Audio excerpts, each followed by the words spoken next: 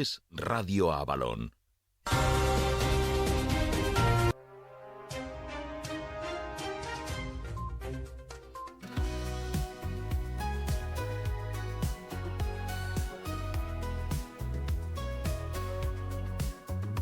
Las páginas del tiempo se despliegan ante mí, historias de valientes y de amor sin fin, desde los antiguos reinos hasta la revolución. Camino por la vida con esta canción. Los héroes y villanos se mezclan al pasar, susurros en el viento de la eternidad. Biografías palpitan en mi corazón, narraciones de sueños y una gran visión. Fran González te invita a descubrir los ecos del pasado que no dejan de latir. Un viaje por la historia como un largo carrusel, donde cada momento es un mágico pincel. Románticos, poetas y guerreros sin igual, sus sombras me acompañan en cada paso al andar. Relatos de la tierra y también del mar, en este viaje solo falta comenzar. Los hilos dibujan en la arena su memoria, fotografías viejas salpicadas de gloria. Desde el viejo continente hasta el nuevo mundo, las voces resucitan lo profundo y lo profundo. Fran González te invita a descubrir los ecos del pasado que no dejan de latir. Un viaje por la historia como un largo carrusel, donde cada momento es un mágico pincel.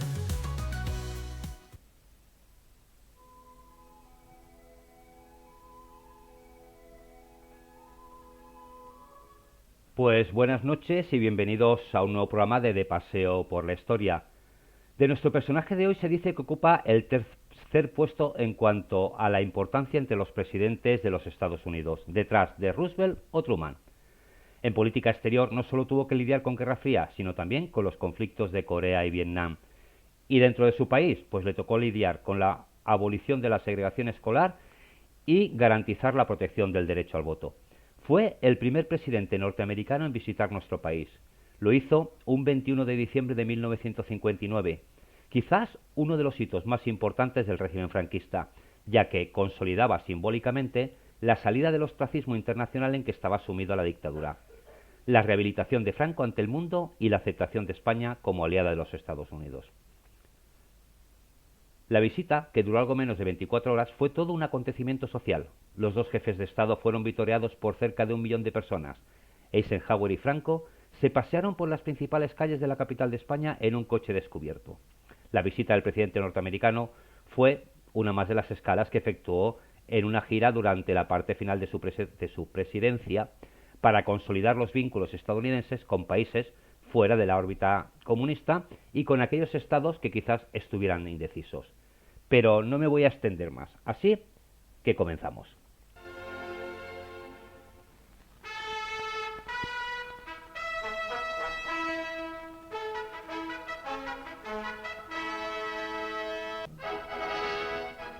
El viaje está ahora a punto de terminarse. España ofrece un vistoso e imponente recibimiento al presidente norteamericano.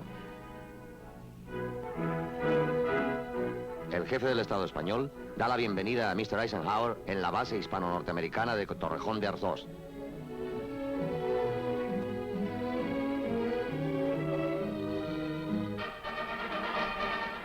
Al atardecer, la comitiva se dirige a la Plaza de Castelar, donde el alcalde de Madrid, conde de Mayalde, le saluda en nombre de la ciudad y le entrega simbólicamente la llave de ella.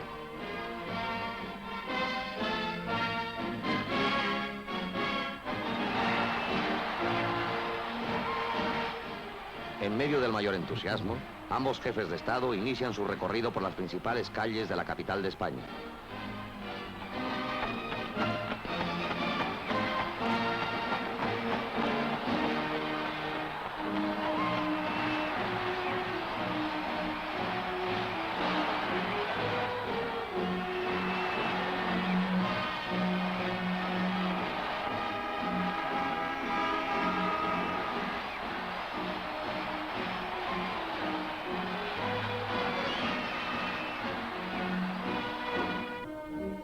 Llega al Palacio Nacional el presidente Eisenhower para asistir a la comida que en su honor le ofrecen el jefe del Estado español y su esposa.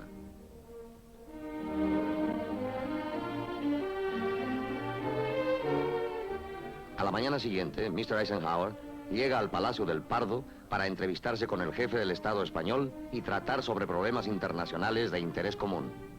El generalísimo Franco y el presidente Eisenhower descienden del helicóptero que les condujo a la base conjunta de Torrejón de Ardoz.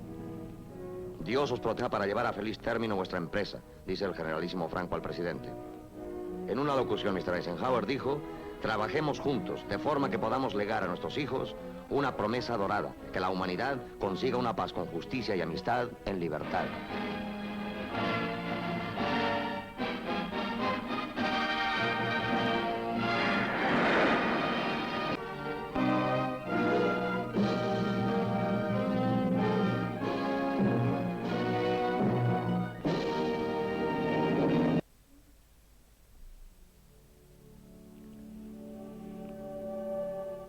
Y tras escuchar cómo se vendió en España la visita de este presidente y antes de entrar en materia, ya sabéis que cuando hablamos de personajes de la historia contemporánea no paseo solo.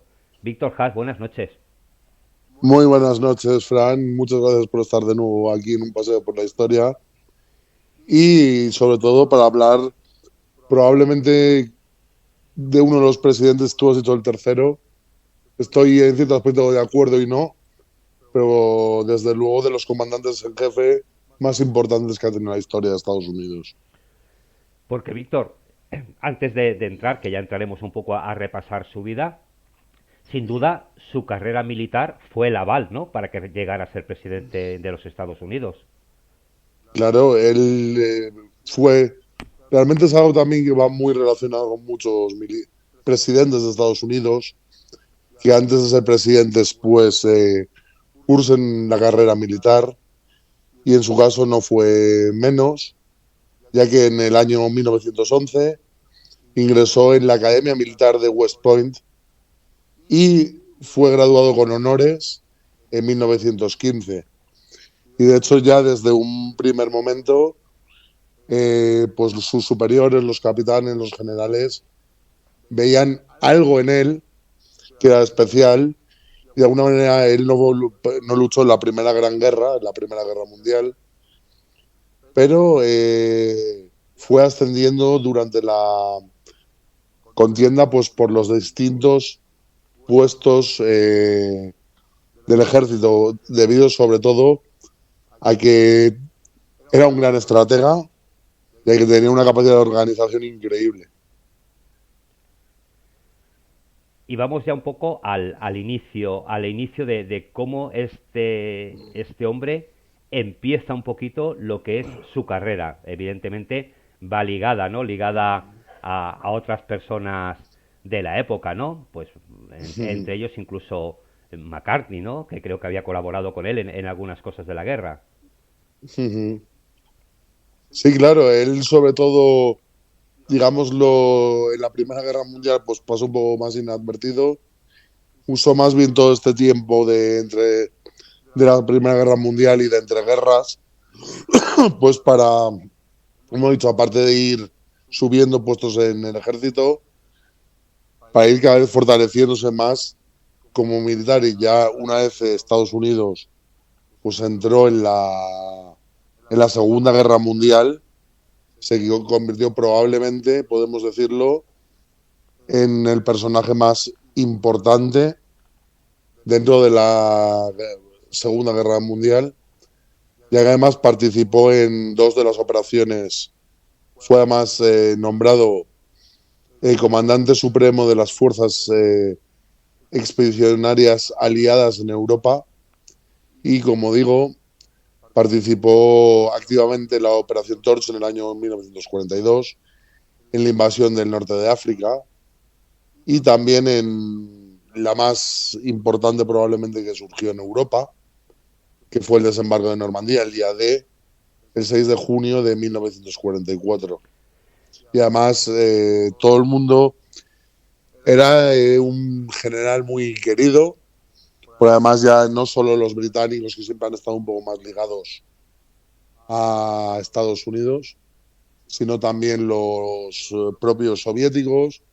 En aquel entonces todavía aliados de Estados Unidos, los franceses y demás fuerzas aliadas, pues vieron que el liderazgo que tenía este hombre era increíble y que probablemente sin él, pues la Alemania nazi no hubiera sido derrotada. Además tenemos que decir que él recibió una curiosa distinción, que además se han nombrado muy pocos casos en la historia de Estados Unidos, que fue nombrado general de 5 estrellas. Junto a él, muy poquitos han logrado eso, que es el máximo galardón al que puede alcanzar un general en las Fuerzas Armadas de Estados Unidos. Y creo, si no me equivoco, que con él, desde que existe esto, no habrá más de 4 o 5.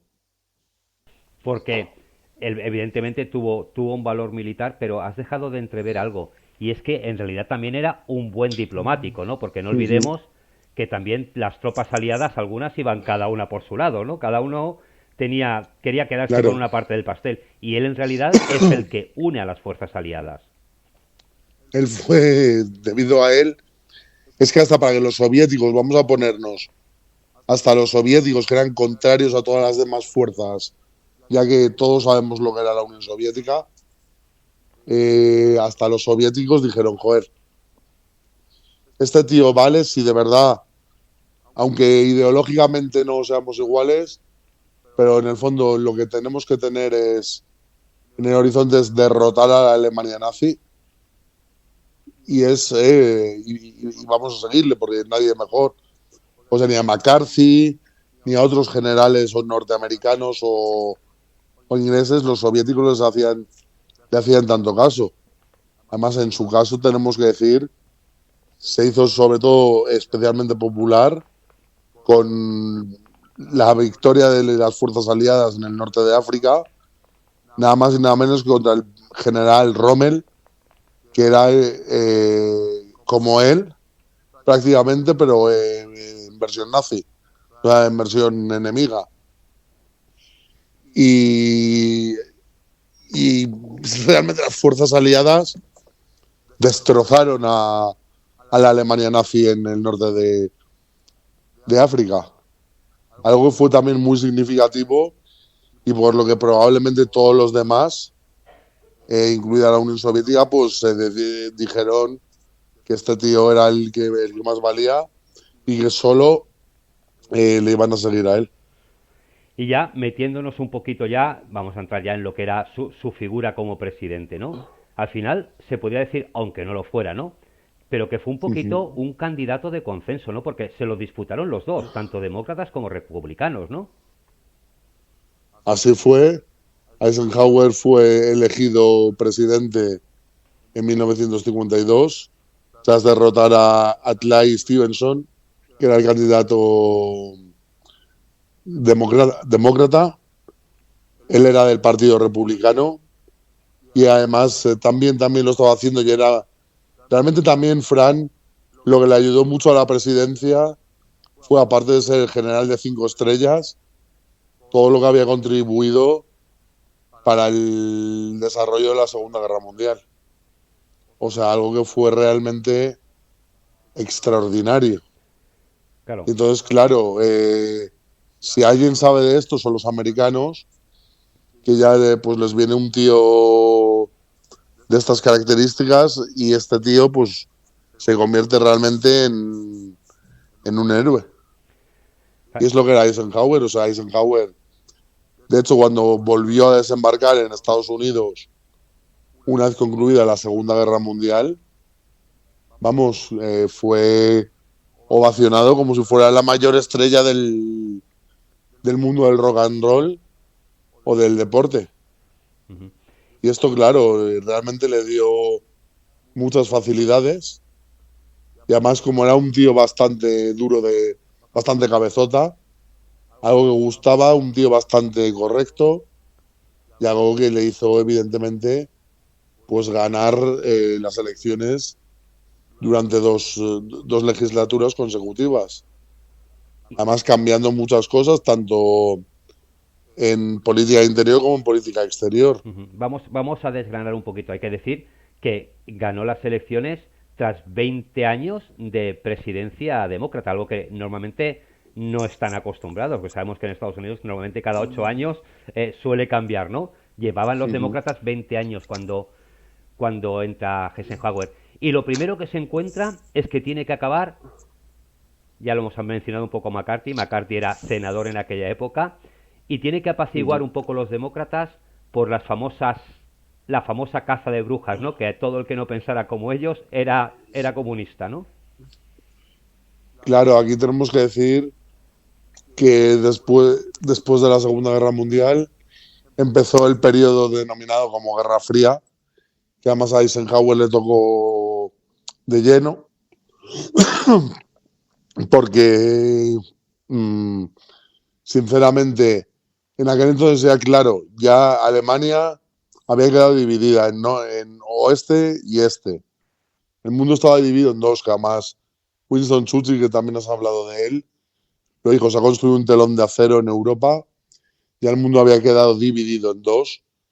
Y claro, cualquiera ahora que no tuviera los pensamientos eh, norteamericanos o dijera algo en contra del Congreso, del presidente o de alguno de los que están al mando en Estados Unidos, pues ya directamente era la sospecha, este es comunista. De hecho, muchos fueron falsamente arrestados. Evidentemente, algunos pillaron que sí que cursaba la idea comunista, pero la mayoría era gente inocente, pues como pasó en la caza de brujas en el siglo XVI o XVII. Y realmente no se pensaba igual o tal, pues ala, comunista a la cárcel. Y Eisenhower fue el que dijo, oye, aquí ya lo que tenemos que empezar a hacer es realmente cambiar este tipo de ideas, no por pensar diferente, tú ahora mismo te conviertes en comunista. Claro, fue una caza. Y algo que también me llama mucho la atención de la presidencia de Eisenhower es que nombra vicepresidente a Richard Nixon, con el que al parecer tampoco se llevaba bien. Uh-huh. Sí, no me va a Richard Nixon probablemente por presiones desde el propio partido republicano.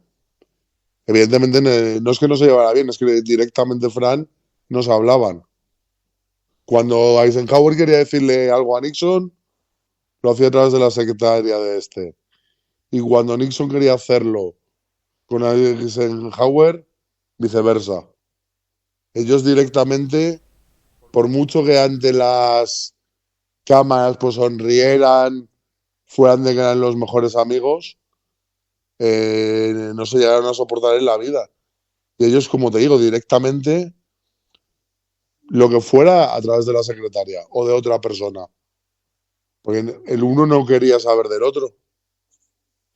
Al final Eisenhower, por lo que cuentan, veía algo oscuro dentro de Nixon, como luego se terminó demostrando unos cuantos años más tarde. Y desde luego, evidentemente, pues lo que más le fallaba es que no confiaba directamente en él. Posiblemente porque, como has dicho, fuera un vicepresidente impuesto, ¿no? Impuesto por el partido. Uh-huh. Aún así, Eisenhower se centra en principio también en las cuestiones internacionales, ¿no? Porque Estados Unidos estaba inmerso en algunas cositas, como por ejemplo, ¿no? En la guerra de Corea. Claro, la triste guerra de Corea, pues que hizo que realmente también todo fuera un poquito extraño para Estados Unidos, porque Estados Unidos se vio sumido en la guerra prácticamente sin querer, por querer apoyar realmente a alguien que había sido aliado suyo, que eran los franceses, y realmente al final, pues como todos sabemos, la guerra de Corea terminó dividiendo el país en Corea del Sur y Corea del Norte, porque era la única forma, digámoslo así, de esta manera, lo mismo que había pasado en Europa. Era la única forma de que todos de alguna manera estuvieran contentos y que unos siguieran pues el ideal comunista y los otros por su lado pues el ideal democrático. De hecho, continúa igual Corea, tal como la dejaron. No ha Y cambiado. probablemente no cambie Y nunca. probablemente no cambie nunca. Pero claro, más allá de la guerra de Corea o algunas pues cositas que pasaban en Sudamérica, ¿no? Donde lógicamente intentaba evitar, un poco hablaremos de algunos casos del auge del comunismo, lo que se encuentra Eisenhower es en plena Guerra Fría, ¿no? Tiene que demostrar que, bueno, que no es inferior a la Unión Soviética en ningún momento, ¿no? Y eso es un empeño, ¿no? Tratar de limitar esa influencia de la Unión Soviética bueno, que a pesar de que ya estaba muy delimitada Europa, pero ellos no iban a cejar en coger más territorio, ¿no? Claro, eso evidentemente con la política que siguió en contra de la Unión Soviética, una política bastante dura, que hizo pues que realmente Eisenhower tuviera que tomar en su día pues decisiones bastante duras. De hecho, una de las cosas que él estuvo haciendo para disuadir que hubiera conflictos directos era amenazar a la Unión Soviética con armas de destrucción masiva, lo que se conocía como la represalia masiva, ¿vale? Y de esta manera, pues claro, a ninguno le interesaba, aunque estuvieron a punto durante todo este periodo, casi el uno como el otro, de tocar el botón de las armas de destrucción masiva, pero finalmente, tanto por lado norteamericano como por lado soviético, no se hizo. Pero Eisenhower fue el primero en amenazar públicamente a la Unión Soviética, que como siguiera ahí tocando las narices, pues no le iba a quedar de otra que tener que usar armas nucleares. Lo que en aquel entonces ya evidentemente desde el año 45 que se lanzaron las primeras y devastadoras bombas de Hiroshima y Nagasaki, lo que terminó realmente haciendo que la gente no quisiera evidentemente este tipo de conflictos. Pero él fue de los primeros en amenazar.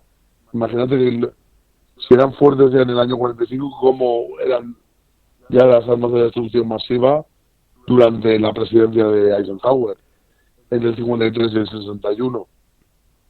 O sea, ya se había desarrollado, además, en este entonces ya, muchos ingenieros alemanes que habían trabajado para la Alemania nazi, precisamente en lo mismo, pero no les dio tiempo a terminarlo, estaban del lado de Estados Unidos, creando pues nuevas armas nucleares que probablemente hubieran valido ya casi para destruir un continente entero.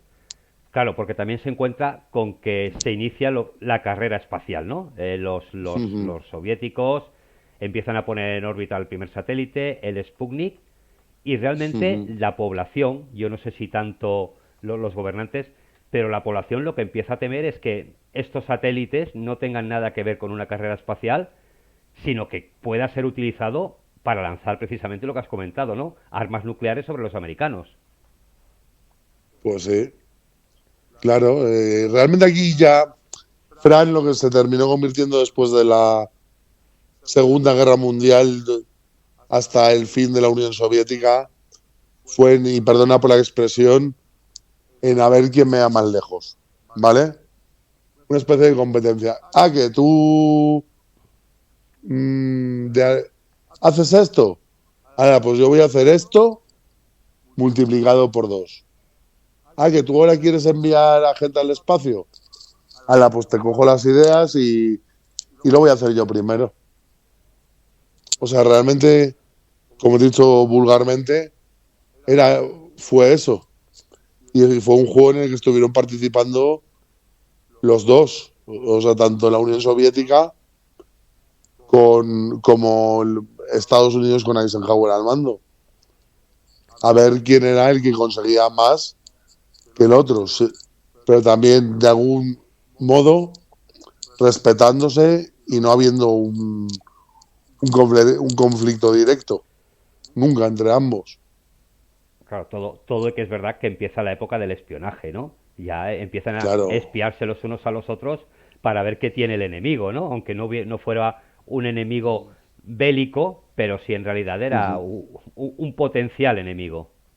Claro, y también durante el mandato de Eisenhower, hombre, la Guerra Fría estaba bastante calentita.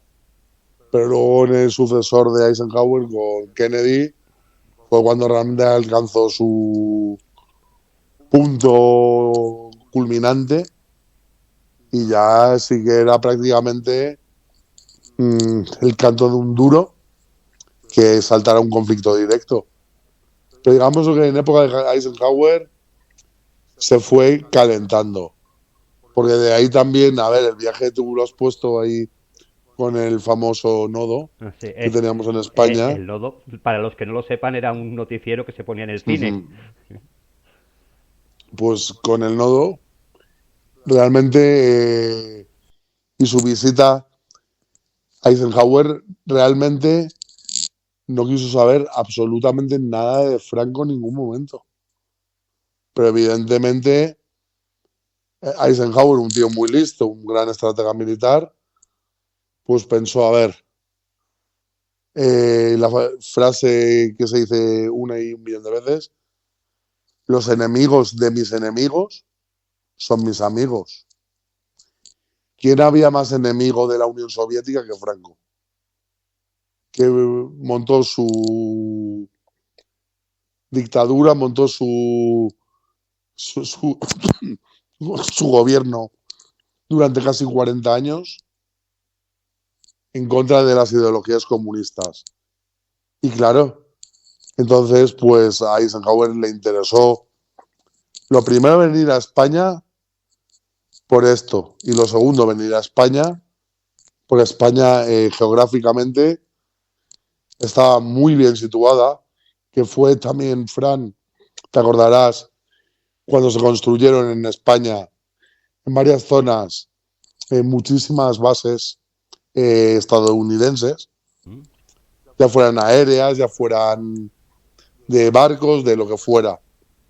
Pues España se llenó Bueno, de hecho de bases creo aéreas. que alguna aún continúa, ¿no?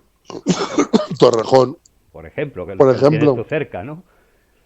Por lo ejemplo. tengo yo cerca y ahora de hecho gran parte de eso de Torrejón sigue perteneciendo a la NASA. O sea, ya sabemos todos lo que es la NASA. Pero claro, entonces al estar en España, pues estaban más cerca en caso de tener que intervenir. Y en España, los soldados americanos que estaban ahí a la espera de a ver si hago algo, se contaban por miles. De hecho, O sea, era un punto estratégico muy importante. de hecho lo ha sido, bueno, no tan recientemente, ¿no? Pero sabemos que en la guerra del Golfo la base de Zaragoza y la de Rota también jugaron un papel importante, ¿eh? Y estamos hablando de Claro, 20 años atrás, no estamos hablando de tanto. por eso. Y es que además, a ver, si hubiera habido conflicto con la Unión Soviética directo, es más fácil hacer el ataque desde España que si hubieran tenido que venir desde los Estados Unidos. Era mucho más cerca. Claro. O sea, más de la mitad del camino ya se lo habían quitado estando en España. Aún así, no fue el único país que visitó, ¿no? Eisenhower visitó Europa más que nada buscando esos países que posiblemente podían caer en la tentación, ¿no? De tirar a la izquierda. Claro, visitó sobre todo también la parte de la Alemania democrática, o sea, la Alemania federal, evidentemente, porque ahí tampoco se sabía que podía pasar en cualquier momento. Y claro, al final lo que se trataba era pues de encontrar los máximos apoyos por si en algún momento llegaba a haber un conflicto directo con la Unión Soviética. Y entonces los mejores aliados, los europeos. Aunque Donald Trump ahora quiera, parece ser otra cosa.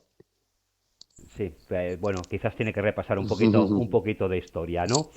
Eh, Realmente sí que es cierto que en este miedo o en esta amenaza, lo has mencionado un poquito, en esta amenaza de los comunistas, la alimentaba un poquito Kennedy.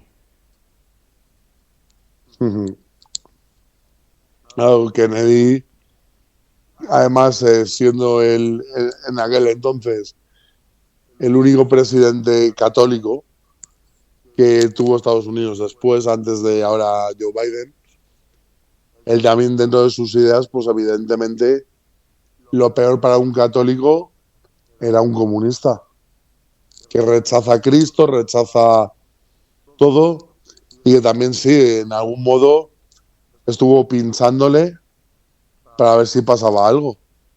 Pero luego realmente cuando llegó él al poder, aunque estuvo a puntito de surgir algo con la crisis de los misiles de Cuba, lo recordamos, Ujú. no pasó nada. Aunque vamos, yo creo que Kennedy se quedó al final con las ganas de, sinceramente lo pienso, de haber buscado un conflicto directo con la Unión Soviética. Claro, bueno, sabemos que en época de Kennedy lo que pasó en Cuba, porque eso es algo que también le preocupó mucho a Eisenhower, ¿no? Lo que pasaba en el continente sur o en el continente central. De hecho, él miraba muy de reojo a Guatemala, Nicaragua, países donde la izquierda, pues siempre, y sigue teniendo, ¿no? Siempre parecía que había una tendencia a simpatizar con el comunismo, y eso lo atajaba, ¿no? Claro, además en el caso de Cuba, si no me equivoco, si no, corrígeme, creo que la Revolución Cubana fue en 1958 Ujú, fue más tarde, sí. y evidentemente Fidel Castro desde un primer momento ya para conseguir poder ya se notó su ideología y tiró para la Unión Soviética. Además, no olvidemos que Cuba está muy cerquita de Estados Unidos. Está enfrente. O sea, realmente a tiro de piedra, como el que dice. Ujú. Y los rusos, lo que sí que no llego a entender, cómo los servicios secretos norteamericanos no llegaron a palparse de que estaban montando misiles al lado de su casa. Esto no fue realmente hasta bien entrado el tema de con Kennedy. O sea, y se fue montando poquito a poco, pero realmente los servicios de espionaje norteamericanos, al menos la versión oficial que tenemos, es que no tenían constancia. Hasta que empezaron a salir esas famosas fotos de Cuba con misiles instalados apuntando a los Estados Unidos. También algo que también le preocupó un poquito, que es algo que sigue pasando hoy día, ¿no? Y que miraba con recelo, era el crecimiento del islamismo, sobre todo en Irán, ¿no? Donde se cree que incluso participó en un golpe de Estado, no por nada, por el petróleo, ¿no? Algo que también preocupaba mucho, el poder que podían tener estos países nacionalizando el petróleo. Claro, evidentemente en aquel entonces Estados Unidos tenía mucho poder en cuanto al petróleo y le interesaba pues tener gente afín a ellos. No encima gente con otra religión y radicalizada. Porque recordemos que además ya ahí, durante el mandato de Eisenhower, ya había empezado la guerra que sigue por desgracia a día de hoy entre Palestina e Israel. Cuando en el año 48 se les dieron precisamente a Israel pues esas tierras, generando así el conflicto. Uh-huh. Que de esto, Víctor, podemos hablar otro día, ¿no? De la guerra de los 6 días, porque fue muy cortita, 6 días, pero tuvo mucha repercusión, ¿eh? Esta igual la podemos dejar para otro día. Sí, sí, cuando quieras. Ahora, realmente, ¿tú crees que el poder que tenía... ¿Quién realmente tenía más industria armamentística en aquel momento? ¿Estaban las fuerzas más o menos equilibradas, o quizás había uno que estaba invirtiendo más y estaba por encima del otro. A ver, evidentemente, entre Estados Unidos y la Unión Soviética, yo creo que andarían 50-50. Pero también te digo, la Unión Soviética puede que quizás tuviera algo más. Evidentemente ese algo, pues, no lo sabremos por el secretismo que tenía la Unión Soviética. Porque al fin y al cabo, todo el mundo estaba en su contra. Y los únicos aliados que tenían, pues eran países menores. Sí, China, pero China en aquel entonces, la China de Mao Zedong, no es la China que conocemos hoy en día. Era una China de campesinos. Cuba, una islita. Vietnam del Norte, Vietnam, un paisecillo. Corea del Norte, otro país chiquitito. ¿A quién tenía Estados Unidos? A Francia, a Inglaterra, a un montón de países fuertes y poderosos. Claro, Y entonces, claro, de alguna manera pues le interesaba quizás más a la Unión Soviética reforzarse. Claro, tú lo has mencionado, ¿no? La China de Mao era un país dormido. Cuidado, que cuando ha despertado por lo grande, ¿eh? Sí, sí, ahora ya es indiscutible, pero en aquel entonces era, como digo, por muy grande que fuera, un país de campesinos. De hecho, sí, te puedo decir más, mi padre estuvo de visita en China en el año 82 y apenas veías coches. O sea, la gente seguía yendo ahí con sus burros y sus carros tirados a caballos. O sea, y él nos lo ha descrito. Y que la gente, vamos, vendía a cambio un plato de comida hasta su casa. Claro. A día de hoy, evidentemente, y tarde o temprano, todos sabemos que terminará muy probablemente convirtiéndose, como Estados Unidos siga por las políticas que está llevando a cabo ahora, que termine estando por encima de Estados Unidos. Pues Estados Unidos, recordemos, no hace más que buscarse enemigos en todos lados. Pues posiblemente a nivel económico, pues bueno, ya creo que es el primer proveedor europeo, ¿no? O sea que no tardará en coger más auge, ¿no? Eisenhower, claro, al final se filtra la carrera espacial de los rusos, lógicamente, y es el que da luz verde a que se cree la NASA. Así es, el organismo espacial, hasta que les costó un poquito todo de decirlo, hasta que pudieron hacer el primer lanzamiento, el que todos conocemos, del año 1969 ya. Evidentemente, sin él en el poder, le hubiera gustado a él, evidentemente, ser el presidente gobernante. Si de alguna manera había esto, o sea, se llegaba a la luna o algo, o al espacio, pero vamos, desgraciadamente no pudo seguir, ya, más que nada porque falleció 3 meses antes. Claro, porque aquí sí que los rusos llevaban delantera en la carrera espacial, a pesar de que los norteamericanos fueron los primeros en llegar a la luna, aquí llevaban la delantera. Pero bueno, eso que los americanos llegaron a la luna... Eso lo dejamos para otros programas. Para entredimensiones. Eso lo dejamos para entredimensiones. Pues no está tan claro. Sí. ¿Qué crees tú que se escondía detrás de la carrera espacial? Porque bueno, lo de la luna o tal lo dejamos de lado. Pero ¿qué escondían los dos? ¿Simplemente era una demostración de poder? Hombre, claro, una clara demostración de poder y de avance y de revolución. O sea, pensemos que Europa, en muchos aspectos, todavía, durante el mandato de Eisenhower, seguía el mundo recuperándose de la Segunda Guerra Mundial. O sea, realmente, además, Eisenhower, que eso no lo hemos dicho, también ayudó mucho a Europa para que Europa, pues de alguna manera, pudiera recuperarse tras la contienda.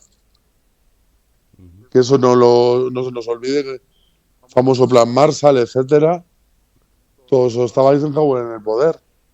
Claro, en realidad Eisenhower es el que convierte a los Estados Unidos en la primera potencia, ¿no? Claro. Porque Europa pasa a depender de Estados Unidos, que en parte en esto Trump tiene razón. Aquí demasiado tiempo hemos estado a la sombra de Estados Unidos y dependiendo de ellos. Uh-huh. Claro, pero evidentemente a Estados Unidos, como ahí no hubo conflicto directo en la Segunda Guerra Mundial, le vino muy bien el venir de los salvadores de Europa para darles todo el dinero del mundo y que una Europa pues arrasada terminara en menos de 20 años convirtiéndose en la Europa que conocemos a día de hoy. Uh-huh. Algo que me ha llamado la atención, que no, lo desconocía, es que con Eisenhower hacen una enmienda a la ley electoral que es la que prohíbe la reelección de un presidente tras 8 años. Por lo visto anteriormente uno podía ser presidente toda la vida si lo votaban. Y es una ley que me parece bien. Es una ley que yo de hecho la aplicaría a todos los países democráticos del mundo. Porque si hay algo que está claro es que la gente, cuanto más tiempo ostenta el poder, más se emborracha de él. Lógico. Y yo creo que 8 años, vale, en vez de un número estúpido como 8, 10 años. Creo que debería ser lo máximo que alguien pudiera permanecer al frente de un país. Uh-huh. O sea, eso por ejemplo, viste que ahí el que siguió un poco la estela norteamericana fue Aznar. Sí. Aznar dijo que se iba a estar como mucho 8 años y 8 años estuvo. Sí, los demás lo han hecho, pero de alguna manera sí, y el de ahora Dios dirá. Eso ya no lo sabemos. Sí. Eso no lo sabemos, pero es algo correcto. Uh-huh. Aún así él, antes de abandonar el cargo, que no se pueda presentar a la reelección, hace diferentes leyes y sobre todo una que es muy importante, ¿no? Que todo lo que tenga que ver con la industria armamentística, aunque sea privada, tiene que estar siempre sometido al gobierno. Claro. Y luego él dentro de Estados Unidos también hizo algo muy importante que no hemos mencionado. Fue el que desarrolló totalmente el sistema interestatal de autopistas que transformó la infraestructura del país. Este hizo que llegaran realmente carreteras, etcétera, a todos los lados más remotos de los Estados Unidos. Y luego además también él fue el que gobernó un equilibrio fiscal, siempre intentó contener mucho el gasto público, sin desmantelar demasiado las arcas del Estado. O sea, fue un presidente ahorrador, realmente, y que además aprobó la Ley de Derechos Civiles en el año 1957. Claro, Esta ley sigue vigente en Estados Unidos. Claro, porque ahora nosotros lo vemos como algo, no sé, como quizás una película de ciencia ficción o algo de muy pasado, pero Eisenhower se encuentra con un país donde las personas de raza negra no podían acceder a la escuela secundaria y donde los matrimonios interraciales estaban prohibidos. Claro.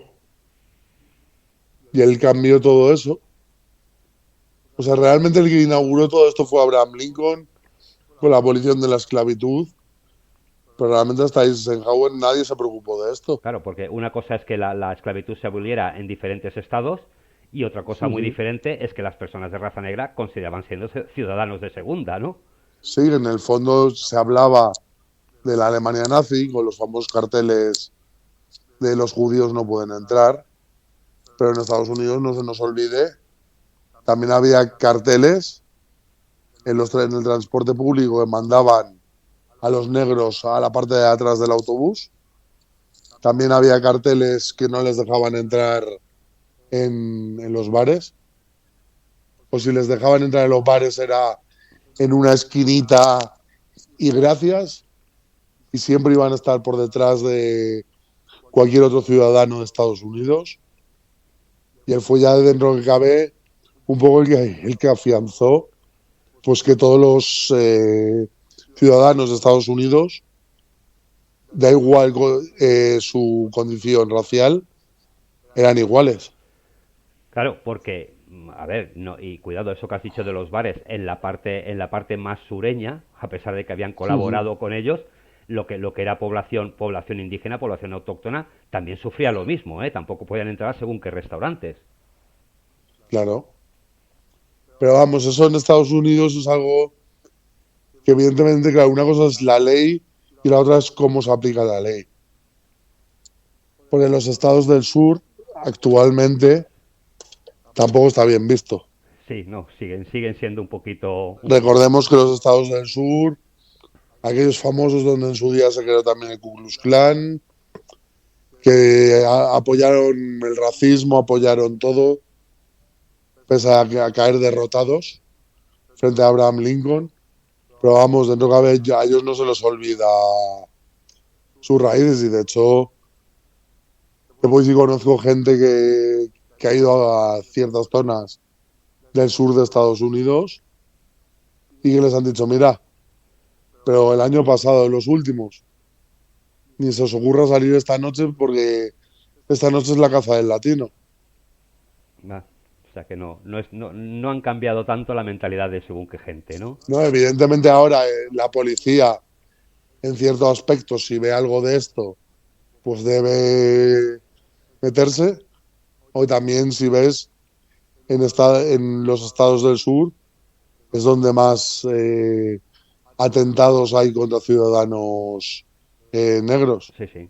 Eso por parte de la policía y de todo. Eso lo vemos en las noticias continuamente.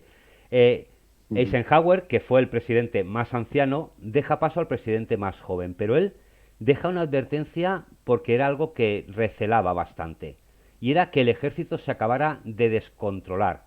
No sé por qué tenía este miedo de que cuando él se fuera el ejército se iba a descontrolar. ¿De que, perdón, no te he entendido? Sí, que él cuando abandona la Casa Blanca y le cede a Kennedy el relevo, ¿no?, que es el presidente más joven, él hace como un discurso en lo que dice que si tiene de algo miedo es que el ejército se descontrole. No sé si es que pensaba que al poner a un civil joven el ejército no iba a acabar de cumplir o no iba a acabar de garantizar las misiones que tenían en aquella época, ¿no?, que tenían varias internacionalmente. Claro, evidentemente era un riesgo. Un chaval, como era Kennedy cuando llegó, yo creo que no llegaba ni a los 40 años. No llegaba a los 40, ¿no? Pues después de un presidente, que además ya no solo presidente, había sido un héroe nacional, pues evidentemente era una apuesta que las partes más, digámoslo, conservadoras del ejército de los Estados Unidos podrían haberse moscado y decir, o sea, nosotros solo seguimos o podemos estar a favor de un tío como Eisenhower, no a favor de un niñato de mierda. Claro, en parte. Pero finalmente ahí se equivocó, porque vamos, si hay quienes son fieles a su país y a su presidente, estas son las Fuerzas Armadas norteamericanas. Y al final no pasó nada porque también eso se encargó también él, que fuera habiendo cambios. Muchos generales antiguos pues fueron obligados a jubilarse para dar lugar a generales más jóvenes y que fuera una especie de transición, que no fuera como pasaba en la Unión Soviética. Pues si te fijas, en la Unión Soviética pasaba casi como en el Vaticano. Líder que salía moría, entraba con 80, moría con 80 y tantos, el siguiente luego igual, y así un sinfín. Evidentemente, eso no interesaba. Claro, y interesaba que hubiera algo más continuista. y él supo hacer una buena reforma del ejército, ¿no? En cierta manera lo Sí, preparó, ¿no? sí. Para lo que pudiera pasar Ya te luego. digo, a los militares, a todos se les dio una buena jubilación, que ninguno tuvo problemas de aceptar, Ujú. y dieron paso a generales más jóvenes. Y al final, pues cuando él salió en el 61, digámoslo ya que el 50% de los oficiales estaban por debajo de los 60 años. Bueno, hay algo que también me llama mucho la atención, ¿no? Porque normalmente cuando un presidente, sea del país que sea, abandona ya la Ujú. vida pública y abandona su cargo, pues bueno, siempre va a tener las personas que están a favor, pero siempre van a tener esos detractores que van buscando esa leyenda negra, ¿no? Para intentar desprestigiar un poco. Pero en Eisenhower no le encontraron, hasta donde yo sé, leyenda negra. No, y de hecho tú a día de hoy haces una pregunta de quién ha sido el mejor presidente y este va a estar siempre de los primeros. Hasta gente que solo ha leído su historia y no ha llegado a vivirle, Ujú. que ya son muchos. También, Y también, también tenemos él que, supo ser muy templado. claro, también, a ver, lo has comentado un poquito, él crea pues una estabilidad y un crecimiento económico, ¿no? A ver, Estados Unidos tampoco después de la Guerra Mundial no es que quedara muy bollante, ¿no? Entonces él también ayuda, ¿no? A este crecimiento económico en un momento difícil. Claro, en un momento difícil, después de la Segunda Guerra Mundial, con todo el dinero que además había salido de Estados Unidos para Europa, para ayudarles a reconstruirse, algo que también mucha gente no vio bien. Evidentemente, claro, no me estás quitando a mí para darle a Europa. Eso, como comprenderás, tampoco gustó especialmente demasiado en Estados Unidos. Pero al final, como el que lo había hecho, el que lo hacía, era Eisenhower, pues nadie ponía un pero. Lo has mencionado antes por encima.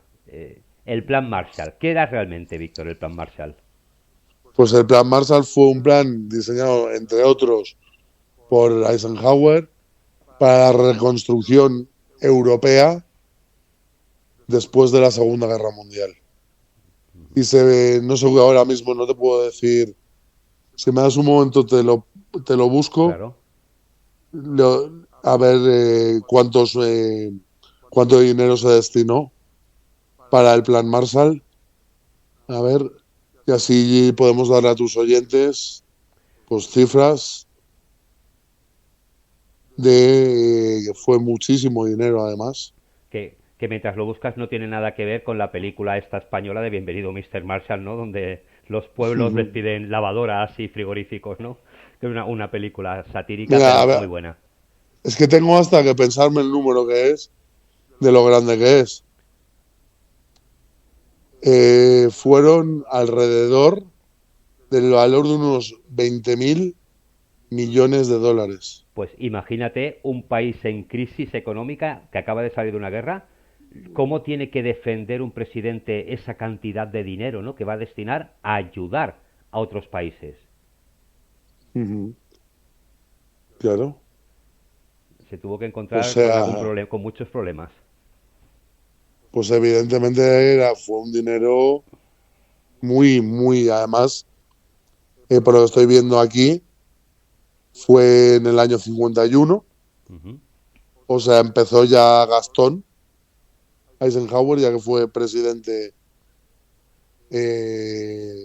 un poquito después, pero él ando detrás de estos tal, aunque realmente luego el presidente que lo llevó a cabo fue Truman, el antecesor, pero vamos, que uno de los que lo apoyó era evidentemente Eisenhower. Claro, al final, Por este dinero evidentemente tenía que ser apoyado por los dos partidos, y Truman, si no me equivoco, era demócrata. sí. Ujú. O sea, ¿eh? O sea que Y al final, pues eso, al final estamos hablando de un presidente que tuvo buena entrada de mandato y buena salida de mandato. claro. Fue, además, ya digo, a nivel europeo, sigue siendo los presidentes también más queridos de los Estados Unidos. Fue el que Y de ayudó. los primeros también, claro, que la gente, tenemos que decirlo, en los años en los que se convirtió en presidente de Estados Unidos, de los primeros que podían ver ya en movimiento. Porque todos los antecesores, evidentemente no había tantas teles, ni tantas cámaras, ni tanta cosa. O sea, Eisenhower podemos decir que si no es el segundo, será el tercero presidente de los Estados Unidos en movimiento. Y también se dio a conocer, claro, también hizo giras, visitó países, por lo tanto, también se dio a conocer al mundo como diciendo soy el presidente de los Estados Unidos, ¿no? Claro. Y como Salvador, realmente Eisenhower lo que se quería creer, según muchos expertos en su biografía, el salvador del mundo. Y el que salvaría al mundo de la Unión Soviética, que era la rata comunista en aquel entonces, que era el peligro, ningún país quería que hubiera Unión Soviética. De hecho, Hitler, si tuvo tantos apoyos, fue por lo mismo, aunque claro, luego ya lo radicalizó todo muchísimo. Pero realmente Eisenhower fue un total anticomunista. Y así pasó, ¿no? Como contenedor del comunismo en la Europa occidental, ¿no? El que le hizo la contención. Pues Víctor, Pues sí. muchas gracias por haberme acompañado aquí. El mes que viene, como siempre, nos volveremos a ver con otro personaje contemporáneo. Y mientras tanto, bueno, tú y yo nos vamos encontrando en Entre Dimensiones el viernes también. Muchas gracias, Víctor, por haberme acompañado. Muchas gracias a ti. Bueno, si nos hablamos ya todos los días, o sea, no te Exacto, preocupes. también. Muchas gracias, Víctor. Muchas gracias, un placer. Gracias. Y para acabar con nuestra pista musical de hoy, lo vamos a hacer con una canción que de seguro el presidente debió escuchar en la época en que tan solo lo llamaban Ike. Una canción de las muchas que se componían para alegrar las tropas durante la Segunda Guerra Mundial. Gracias por acompañarme, no os vayáis porque luego tenemos estos ecos del silencio hoy con la lectura de una parte de la Odisea, la aventura de Ulises y las sirenas.